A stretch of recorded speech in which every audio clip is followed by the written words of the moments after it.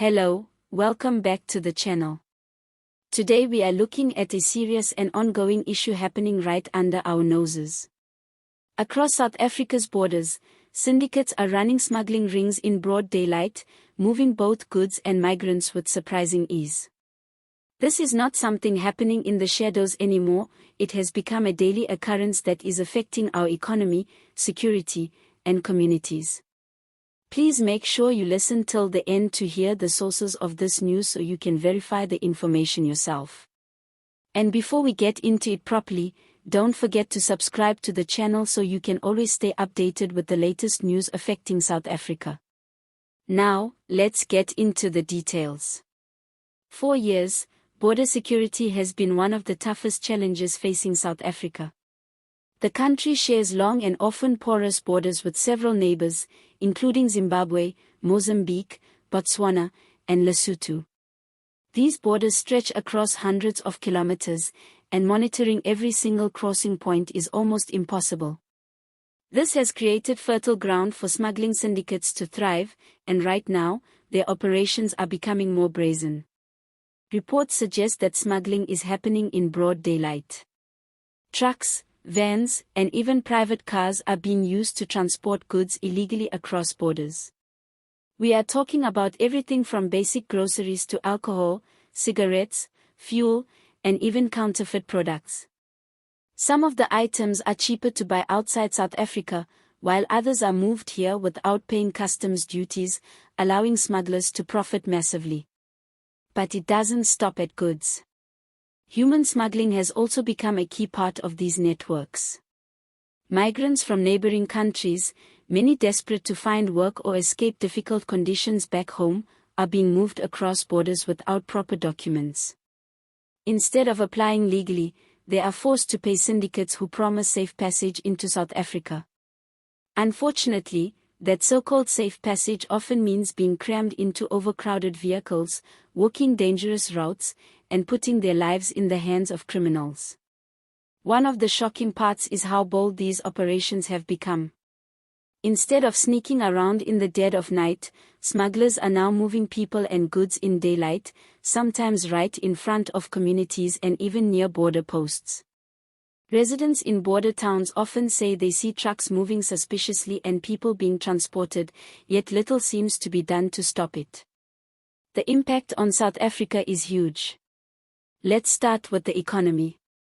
When goods are smuggled in without paying proper taxes and duties, the government loses massive amounts of revenue. That means less money for public services like health care, housing, and education. At the same time, legal businesses suffer because they cannot compete with cheap smuggled goods. For example, local retailers find it hard to match the prices of goods brought in illegally, and as a result, their sales drop and jobs are put at risk. Then there's the issue of safety. Smuggling networks often overlap with organized crime. The same syndicates moving cigarettes or alcohol may also be involved in drug trafficking, stolen cars, and even weapon smuggling. When these groups strengthen their networks, it poses a threat to law enforcement and increases crime across the country. Human smuggling brings its own set of risks. Migrants are often left vulnerable, without legal protection, and open to exploitation. Some end up being trafficked into forced labor or even worse situations. It creates a humanitarian crisis while also putting pressure on already stretched social services in South Africa. Government officials have admitted that border control is a challenge. While soldiers are deployed to assist police and customs officers, the sheer size of the borders makes it difficult to monitor everything. Corruption also plays a role, with some officials accused of turning a blind eye or even assisting smugglers for bribes. This makes it even harder to stop the syndicates. Residents living near borders often say they feel unsafe. Communities in Limpopo, Mpumalanga, and the Free State have reported seeing strange movements at odd hours, but they also see vehicles and goods moving in broad daylight. For many, it feels like the syndicates have become untouchable. Experts suggest that tackling the problem will require a multi-layered approach. That means more resources for border patrols, better technology like drones and scanners, stronger anti-corruption measures, and cooperation with neighboring countries. Without regional collaboration, syndicates will always find loopholes to exploit. It is also important to consider the social side. Many of the migrants being smuggled into South Africa are not criminals. They are people trying to survive, often leaving behind poverty and hardship in their home countries. While their methods may be illegal, their desperation is real. This creates a complex situation where humanitarian concerns collide with national security. Meanwhile, the syndicates are cashing in. Smuggling is big business, worth millions, if not billions, every year. As long as demand exists and enforcement remains weak, these rings will keep thriving. And right now, they are thriving in broad daylight. Some residents have even joked, though bitterly, that smugglers are more reliable than some of the delivery services we use. At least when the smugglers say the goods will arrive, they arrive on time. That kind of humor shows how normalized this has become in some communities, even though the issue is serious and damaging. The long-term risk is that these criminal networks will grow stronger, making it even harder to dismantle them.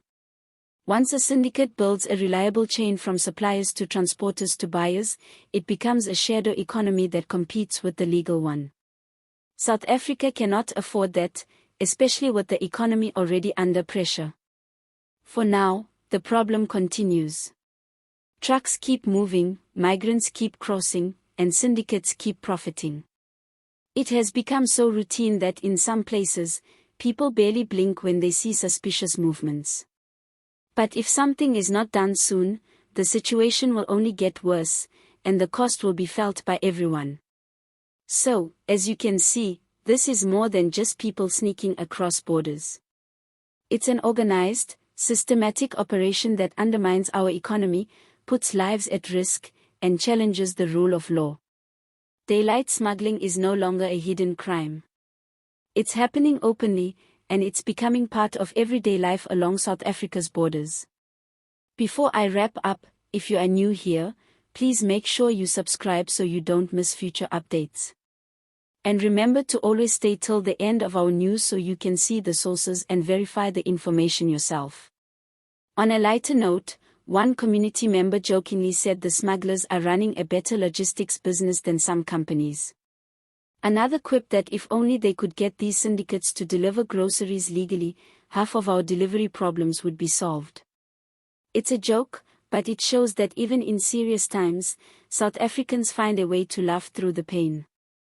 All images used are for illustration purposes only. Sources: SABC News, News 24, Daily Maverick, IOL News.